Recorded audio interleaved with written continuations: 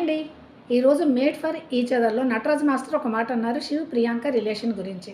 ఏంటంటే శివ్ గేమ్స్ ఆడుతున్నప్పుడు హైపర్ అయిపోతూ ఉంటాడు కదా! చాలా గేమ్ ఓడిపోయానంటే చాలా హైపర్ అయిపోతాడు. ప్రియాంకను కొంచెం అనడం అయితే జరుగుతుంది మాటలవి. దానిని పట్టుకొని నటరాజ్ మాస్టర్ ఏమన్నారనంటే ప్రియాంకకి శివ్ అసలు తగిలైన వాడు కాదు.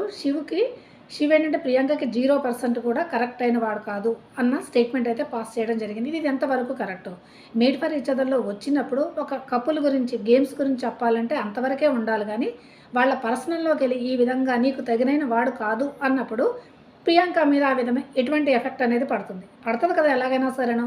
ఏంటా ఇలాగ అనేసారని చెప్పేసి ప్రియాంక ఆలోచించుకుని వాళ్ళ రిలేషన్‌ని కొంచెం నెగెటివ్‌గా తీసుకున్నదంటే అది తప్పని నేను అనుకుంటూ ఉంటున్నాను. మరి మీలో ఎంతమందికి నటరాజ్ మాస్టర్ అలా అనడం కరెక్ట్ అనిపించిందో కామెంట్ చేయండి. నాకైతే చాలా తప్పు అని మాత్రం అనిపించింది.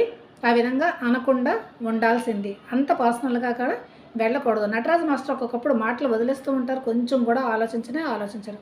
ఓకే. Bye bye. సబ్స్క్రైబ్ చేసుకోవడం అస్సలు మర్చిపోకండి. ఓకే. Bye bye.